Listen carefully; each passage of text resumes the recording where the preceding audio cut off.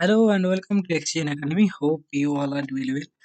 আমরা ফিজিক্সের mock test শুরু করেছি। কালকে ফার্স্ট মক টেস্ট ছিল, যেটার মক টেস্টটা তোমাদেরকে পিডিএফটাও টেলিগ্রাম চ্যানেল অর্থাৎ এক্সিএন একাডেমি যে টেলিগ্রাম চ্যানেল সেটাতে পাঠিয়ে দিয়েছি। তোমরা যারা জানো না, টেলিগ্রাম চ্যানেলে জানো না বা যারা অ্যাড হওনি, তারা টেলিগ্রাম চ্যানেলে অ্যাড হয়ে যাবে। এই যে চ্যানেলটার নাম এক্সিএন একাডেমি, নর্মাল এভাবে সার্চ করবে টেলিগ্রাম চ্যানেলে, তোমরা চ্যানেলটা পেয়ে যাবে, ঠিক? এবং সেখান থেকে তোমরা অ্যাড হয়ে যেতে পারবে।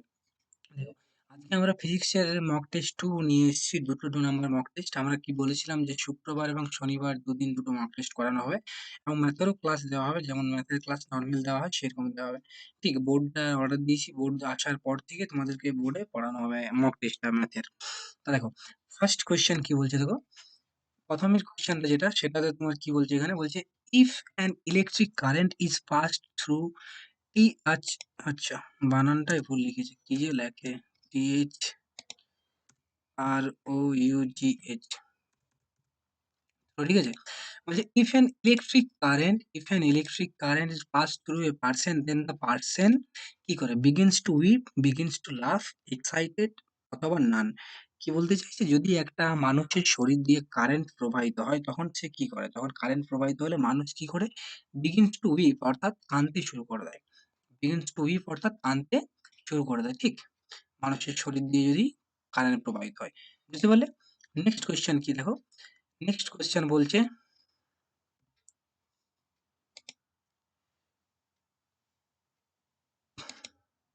Which of the conductor is the best conductor of electricity.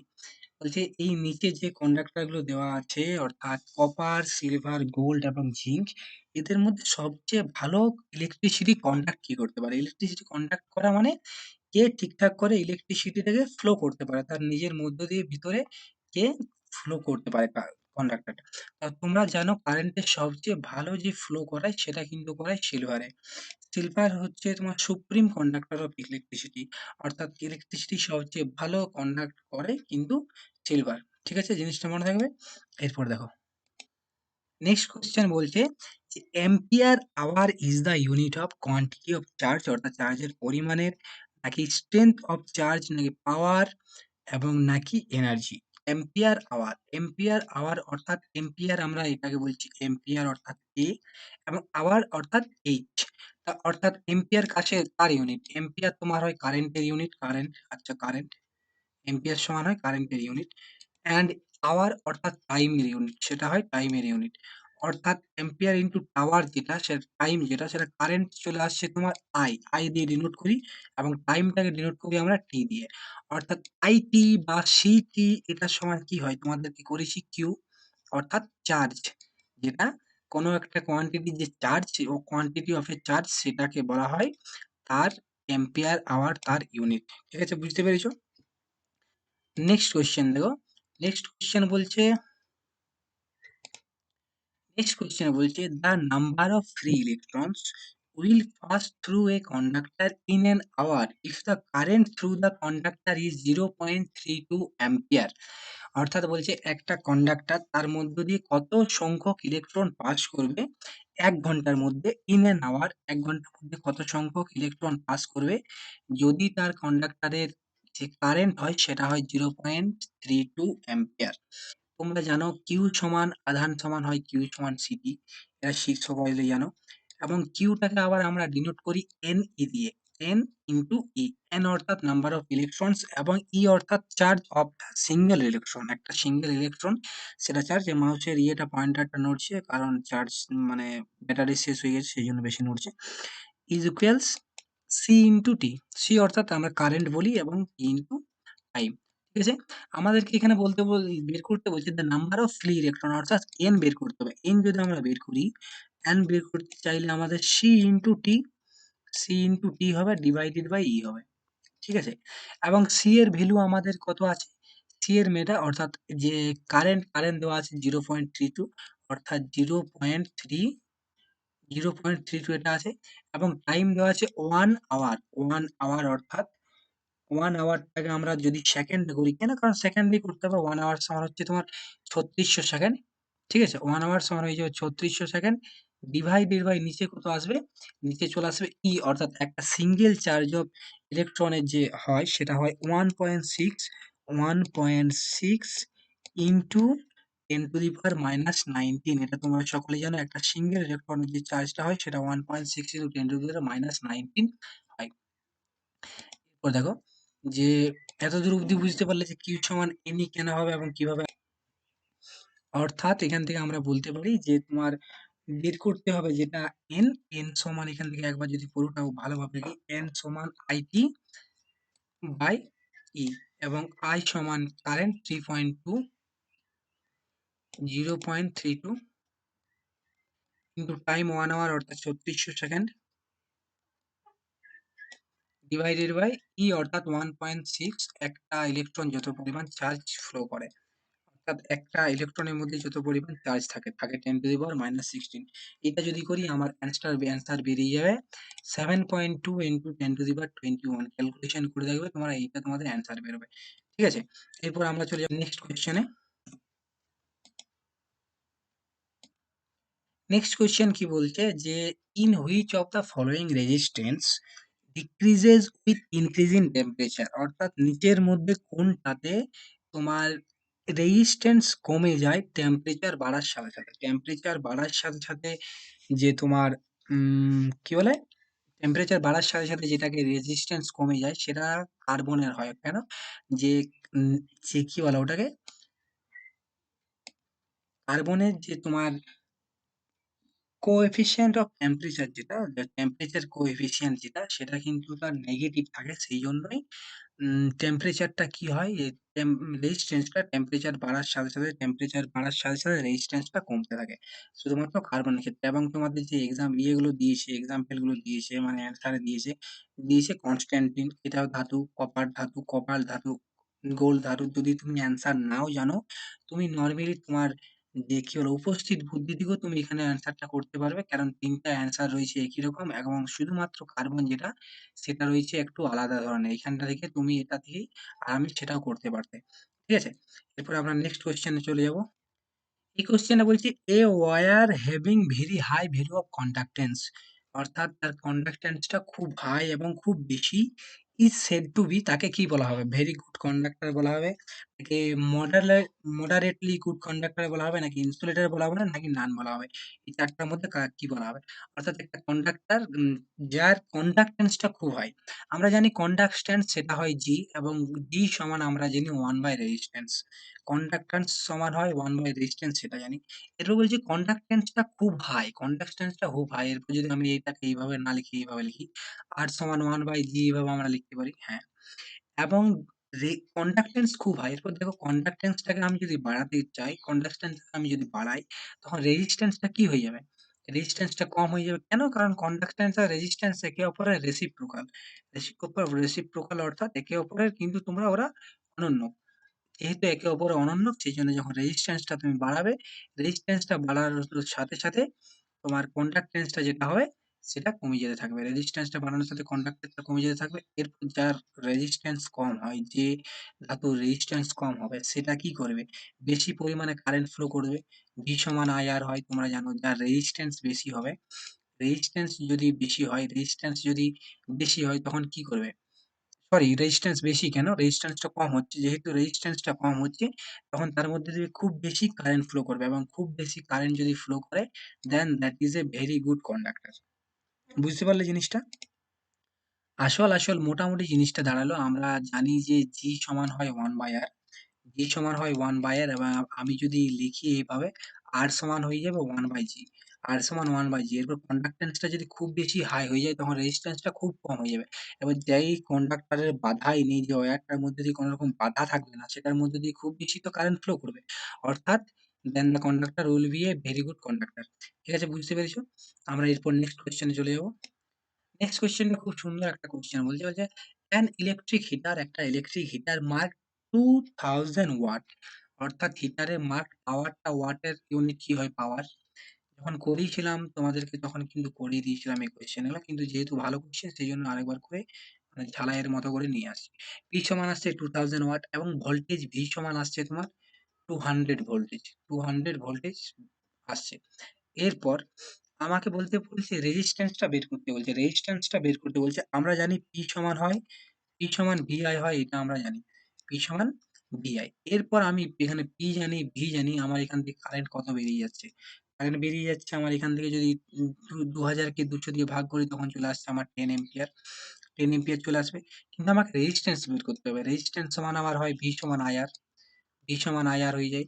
এবং ভোল্টেজ দেওয়া আছে আমার 200 ভোল্ট। আই বেরিয়ে গেল 10, তাহলে রেজিস্ট্যান্স এখান থেকে আমার বেরিয়ে যাবে 20 ohm.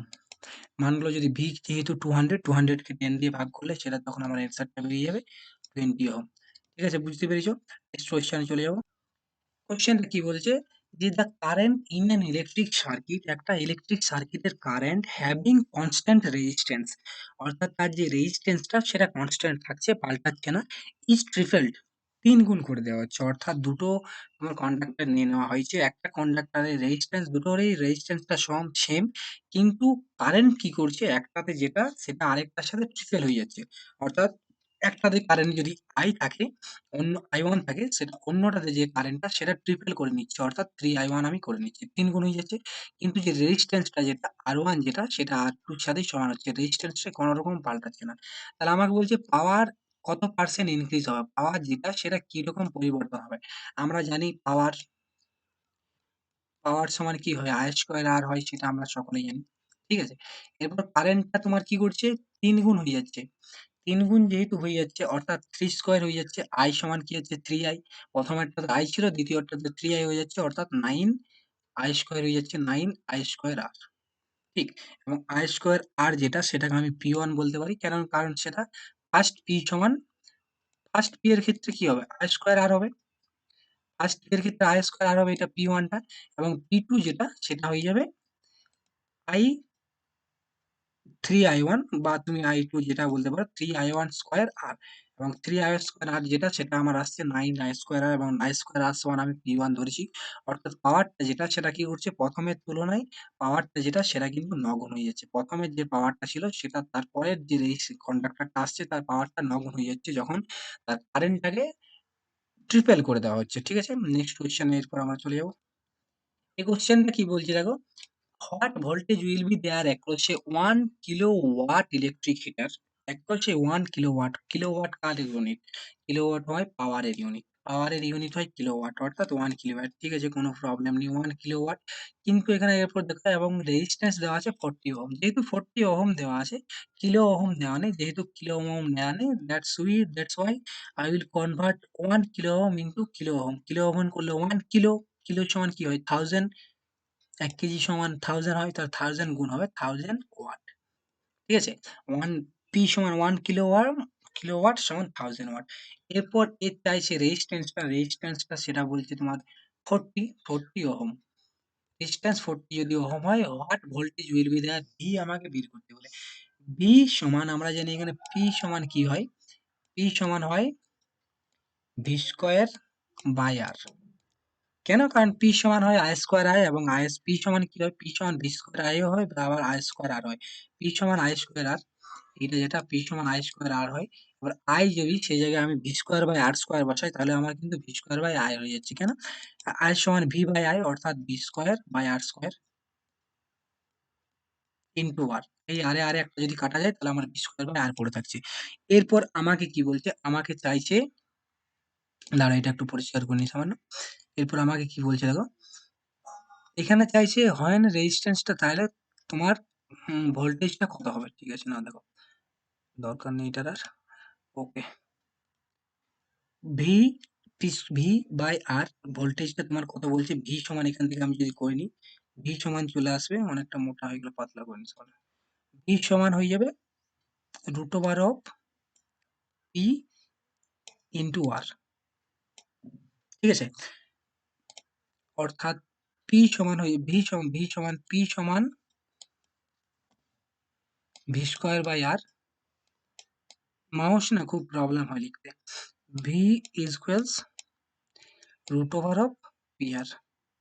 Root over of P R, এরপর আমার 1000 ইন্টু 40, অর্থাৎ 40,000 টাকে আমি যদি রুট করি সেটা কিন্তু আমার, সরি 400, 4000 টা যদি রুট করি আমার চলে আসছে 20 কেন 2000 চলে আসবে, 40,000 যেহেতু হচ্ছে, কারণ 40 এর পি পি সমান 1000, 1000 ইন্টু 40 অর্থাৎ 40,000, 40,000 এর রুট গুলো আসছে 200 ভোল্ট, অর্থাৎ আমার অ্যান্সারটা এখানে চলে আসছে 200 ভোল্ট। ভোল্টেজটা 200 ভোল্ট। ঠিক আছে? নেক্সট কোয়েশ্চেনে আমরা চলে যাবো এরপর। নেক্সট কোয়েশ্চেন বলছে a resistor R1, একটা রেজিস্টার R1 দেওয়া আছে, dissipates the power P when connected to a certain generator। একটা জেনারেটরের সাথে যখন কানেক্ট করা হয় তখন সেটা কি বলছে দেখো। কি বলছে দেখো, বলছে a resistor R1 dissipates the power P when connected to a certain generator। জেনারেটরের ক্ষেত্রে দেখো, জেনারেটর বলছে একটা R1 রেজিস্টরকে অ্যাড করা হলো, if the resistance R2 is put in series with R1, অর্থাৎ R2 যে আরেকটা রেজিস্ট্যান্স নেওয়া হলো এবং সেটাকে R1 এর সাথে সিরিজে অ্যাড করে দেওয়া হয়। সিরিজে যদি অ্যাড করে দেওয়া হয় তার টোটাল রেজিস্ট্যান্সটা কত চলে আসবে? R1 প্লাস R2, টোটাল রেজিস্ট্যান্সটা চলে আসবে R1 প্লাস R2, কারণ রেজিস্ট্যান্সের ক্ষেত্রে অ্যাড হয়ে যায় এবং যে প্যারালালের ক্ষেত্রে সেটা হয়ে যায় 1/R1 প্লাস 1/R2, এইভাবে হয়ে যায়। এরপর এখানে কি বলছে যে register R1 receives the power P when connected to a certain generator, if the resistance R2 is put in series, যদি সিরিজে অ্যাড করা হয় তখন তার পাওয়ারটা কি হবে। অর্থাৎ বলছে একটা রেজিস্টার জেনারেটরের সাথে একটা রেজিস্ট্যান্স R1 অ্যাড করা আছে, R1 একটা রেজিস্ট্যান্স যেটা জেনারেটরে অ্যাড করা আছে, কিন্তু আরেকটা যদি রেজিস্ট্যান্স R2 সেটাকে যদি সিরিজে যোগ করা হয় R1 এর সাথে, তখন পাওয়ারটা কি হয়ে যাবে।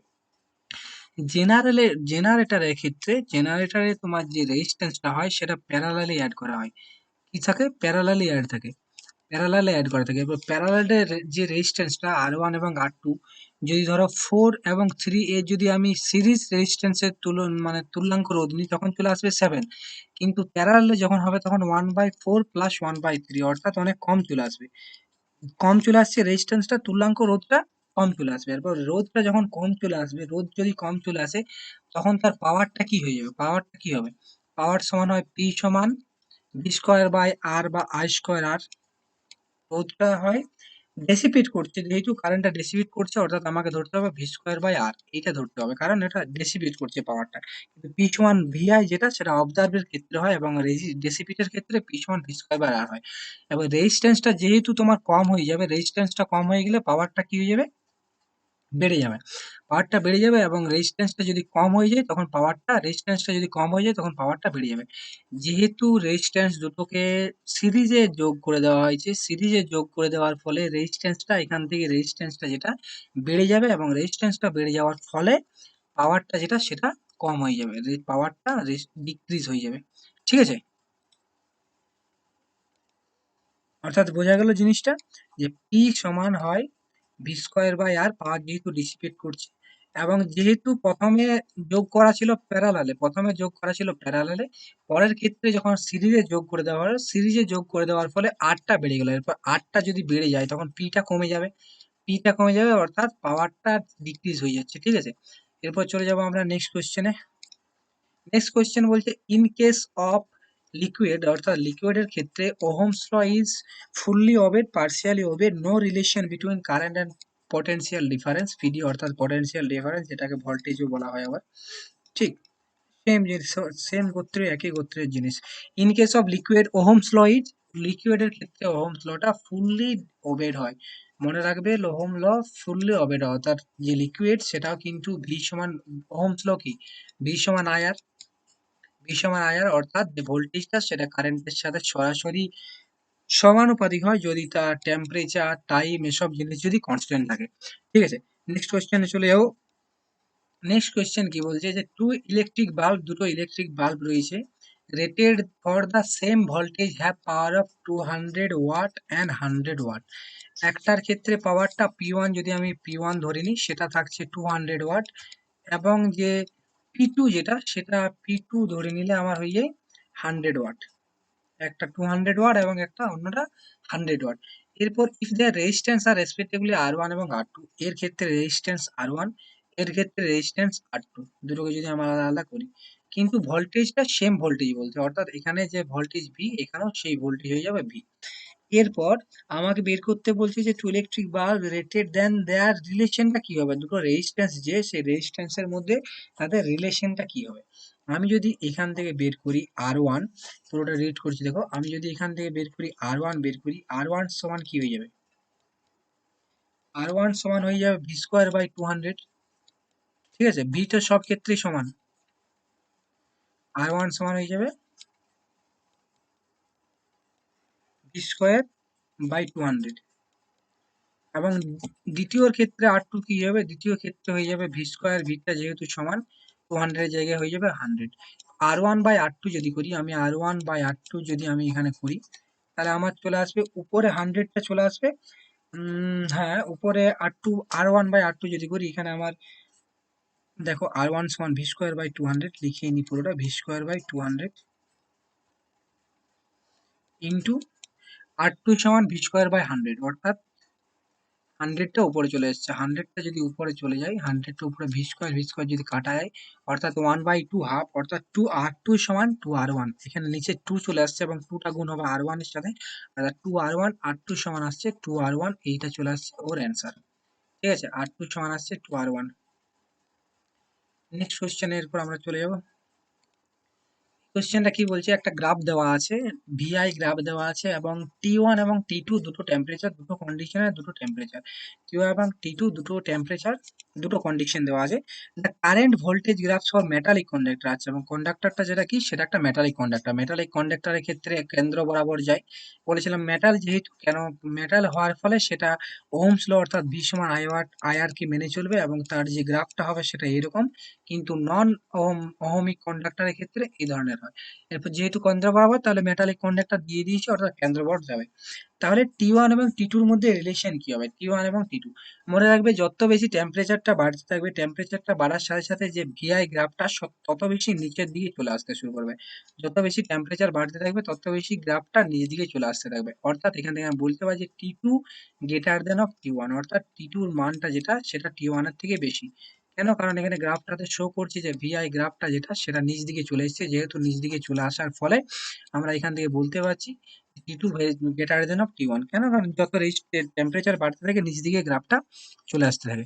Next question, no current will flow between two charged bodies if they have same কি। দুটো বডি দেওয়া আছে, চার্জড বডি দেওয়া আছে, অর্থাৎ দুটো বডির ক্ষেত্রে চার্জ আছে, তাদের ক্ষেত্রে কারেন্ট ফ্লো করবে না। কারেন্ট ফ্লো করবে না যদি তাদের ক্যাপাসিটি সমান হয়, চার্জ সমান হয়, পটেনশিয়াল সমান হয়, নান সমান হয়। তোমাদেরকে বলেছিলাম যখন পটেনশিয়াল ডিফারেন্স পড়েছিলাম, তখন বলছিলাম যে দুটোর ক্ষেত্রে যদি পটেনশিয়াল ডিফারেন্স বা ভোল্টেজ ডিফারেন্সটা যদি সমান হয়, ভোল্টেজ ডিফারেন্স যদি সমান হয় বা ভোল্টেজ ডিফারেন্স কোনো রকম না থাকে, then there will be no current flow. তখন কোনো রকম কারেন্ট ফ্লো কিন্তু তার ক্ষেত্রে হবে না। অর্থাৎ এখান থেকে আমার চলে আসছে অ্যান্সারটা potential. Next question, the specific resistance of a wire 1.1 meter long, 0.4 diameter having a resistance of 4.2 ohm। এখান থেকে লং অর্থাৎ এল যেটা, সেটা চলে আসছে 1.1 মিটার, 0.2 ডায়ামিটার অর্থাৎ তার ব্যাসার্ধটা এটা, অর্থাৎ তার এরিয়া যেটা, সেটা হয়ে যাবে, যেহেতু একটা কন্ডাক্টর সেই জন্য সেটা হয়ে যাবে পাই আর স্কোয়ার, এবং পাই সমান হয় 22/7 বা 3.14, এবং আর স্কোয়ার যেহেতু সেটা হয়ে যাবে 0.4 ইন্টু 0.4 দুবার হয়ে যাবে 0.4 স্কোয়ার। এবং রেজিস্ট্যান্সটা দেওয়া আছে 4.2, আর দেওয়া আছে 4.2। তাহলে আমাকে এখান থেকে বের করতে হবে ওর যে স্পেসিফিক রেজিস্ট্যান্স সমান আমরা জানি, রেজিস্ট্যান্স সমান হয় আর সমান হয় রো ইন্টু এল বাই এ। তাহলে এখান থেকে আমরা যদি রোটা বের করতে চাই, রো সমান স্পেসিফিক রেজিস্ট্যান্স, এটাকে বলা হয় স্পেসিফিক রেজিস্ট্যান্স পাবে রেজিস্টিভিটি। রেজিস্টিভিটি কন্ডাক্টিভিটির সাথে রেসিপ্রোকাল হয়। রেজিস্টিভিটি তোমার চলে আসবে আর resistance into area by L. ভ্যালুগুলো বসিয়ে দেখবে, ভ্যালুগুলো বসানোর পর এখান থেকে তোমার অ্যান্সারটা পেয়ে যাবে 48 ইন্টু 10⁻⁻8 ওহম মিটার। কিছুই না, 4.2 এরিয়া সমান পাই আর স্কোয়ার, 22/7 ইন্টু 0.2 তার স্কোয়ার, বাই এল সমান চলে আসবে 1.1 মিটার। সবগুলো যেহেতু তোমার ঠিক ইউনিট আছে, তাহলে মাথা পিছু করার দরকার নেই। নেক্সট কোয়েশ্চেন অ্যান্সারটা চলে আসবে 48 ইন্টু 10⁻⁻8। নেক্সট কোয়েশ্চেনে চলে যাবো। নেক্সট কোয়েশ্চেন বলছে, which of the following is the best material for making connecting wires. অর্থাৎ কন্ডাক্টর তৈরির জন্য বা কানেক্টিং ওয়্যার, অর্থাৎ যেটা দিয়ে আমাদের কারেন্ট ফ্লো হয়, অর্থাৎ আমাদের যে তার, সেটা কোন তার ভালো, সবচেয়ে ম্যাটেরিয়াল কোন ম্যাটেরিয়ালটা ভালো, কারেন্টের ফ্লো যেটাতে খুব বেশি হয়, সেটার কথা বলা হচ্ছে। তাই এখান থেকে আমরা সকলেই জানি, এটা তো কোনো রকম করার দরকার নেই, কপারের ক্ষেত্রে আমরা সকলে ইউজ করি কপারের তার। কারণ কারণ কপারের তার কিন্তু খুব বেশি ভালো কারেন্টের ফ্লো করে, তাই তো? নেক্সট কোয়েশ্চেন কি বলছে? The specific resistance of A material depends upon একটা স্পেসিফিক রেজিস্ট্যান্স একটা ম্যাটেরিয়ালের যে স্পেসিফিক রেজিস্ট্যান্স বা রোটা সেটা কার উপর ডিপেন্ড করে? Area of the cross section, mass অর্থাৎ ভর, লেন্থ নাকি না? এরিয়া এই যে এই স্পেসিফিক রেজিস্ট্যান্স কারো উপরে ডিপেন্ড করে না। শুধুমাত্র ডিপেন্ড করে ম্যাটেরিয়াল অফ দ্য কন্ডাক্টর। যখন পড়াচ্ছিলাম তখন বলেছিলাম ম্যাটেরিয়াল অফ দ্য কন্ডাক্টর অর্থাৎ কি ম্যাটেরিয়াল দিয়ে তৈরি সেটার উপর ডিপেন্ড করে রোটা। অর্থাৎ rho depends upon material of the conductor. তাহলে এখান থেকে আমার অ্যান্সারটা যেটা চলে আসবে নান। এগুলোর মধ্যে কোনো উপরেই ডিপেন্ড করে না। ঠিক আছে? নেক্সট কোয়েশ্চেন বলছে যে ampere second is the unit of ampere second car unit? Ampere সমান হয় কারেন্ট, অর্থাৎ কারেন্টকে আমরা বলি সি, এবং সেকেন্ড সমান হয় টি সিটি, এবং সিটি সেটা হয় কিউ, অর্থাৎ চার্জ, ইলেকট্রিক চার্জ। তাহলে ইলেকট্রিক চার্জ হয়ে যাবে এম্পিয়ার সেকেন্ডের ইউনিটটা হয়ে যাবে এম্পিয়ার চার্জের ইউনিট এম্পিয়ার সেকেন্ড। কেন? কারণ কিউ সমান হয় সিটি, জানি সি এর ক্ষেত্রে সি কে আমরা বলবো এম্পিয়ার, এবং টি সমান হয়ে যাবে টাইম, টাইম মানে সেকেন্ড, সেটা হয়ে যাবে ইলেকট্রিক চার্জ। ঠিক আছে? নেক্সট কোয়েশ্চেন দেখো, এটা কি বলছে যে দুটো রেজিস্টার দেওয়া আছে এ এন্ড বি, তাদের প্রথমটার রেজিস্ট্যান্স দেওয়া আছে R1 এবং R2। প্রথম এবং দ্বিতীয়টার দুটো রেজিস্ট্যান্স দেওয়া আছে, এবং R1 is less then R2, অর্থাৎ R1 এর ভ্যালু যেটা সেটা R2 এর চেয়ে কম, অর্থাৎ R2 টা is greater than of R1। The resistivity of the material are resistivity দেওয়া আছে রো 1 এবং রো 2। তাহলে তোমার এটা বের করতে বলছে যে rho 1 is greater than of rho 2, rho 1 is less than of rho 2, rho 1 is less than of সমান রো 2। রো বের করতে গেলে হয় কি হয়? রো সমান হয় আর ইনটু এ। যেহেতু অনেক জিনিসের উপরে ডিপেন্ড করবে, সেই জন্য এখানে ইনফরমেশন ইনসাফিসিয়েন্ট, অর্থাৎ ইনফরমেশন যেটা ঠিকঠাক দেওয়া নেই পুরোটা, যদি তার এরিয়া দেওয়া না থাকে বা তার যদি লেন্থ দেওয়া না থাকে তখন কিন্তু সেটা বের করা যাবে না। কেন? কারণ আমরা জানি আর সমান হয় রো ইনটু এল বাই এ। আর সমান হয় রো ইনটু এল বাই এ। তাহলে এখান থেকে রো চলে আসবে আর এ by L, R A by এল। ঠিক, রো চলে আসবে আর এ বাই এল। অর্থাৎ আমার যদি প্রথমে এরিয়াও জানতে হবে এবং তার লেন্থও জানতে হবে, তবে গিয়ে আমি এটা বের করতে পারবো, অর্থাৎ ইনফরমেশন ইনসাফিসিয়েন্ট। ঠিক আছে? নেক্সট কোয়েশ্চেন বলছে as the temperature of a metallic resistor is increase, টেম্পারেচারটা যখন বাড়বে the product of its resistivity and conductivity কি হবে? রেজিস্টিভিটি এবং কন্ডাক্টিভিটি কোনোটাই টেম্পারেচারের উপর ডিপেন্ড করে না, টেম্পারেচারের উপর ডিপেন্ড করে না, অর্থাৎ সেটা থাকবে কনস্ট্যান্ট, ডিক্রিজও হবে না ইনক্রিজও হবে না, কনস্ট্যান্টই থাকবে। ঠিক আছে? এই রইলো আজকের মক টেস্ট। যারা টেলিগ্রাম চ্যানেলে অ্যাড হওনি, টেলিগ্রাম চ্যানেল এক্সিজেন একাডেমি, নরমাল এক্সিজেন একাডেমি সার্চ মারবে, এক্সিজেন একাডেমি সার্চ করলে টেলিগ্রাম চ্যানেল পেয়ে যাবে, সেখানে পিডিএফ সবকিছু পেয়ে যাবে। ঠিক আছে? Okay then, thank you.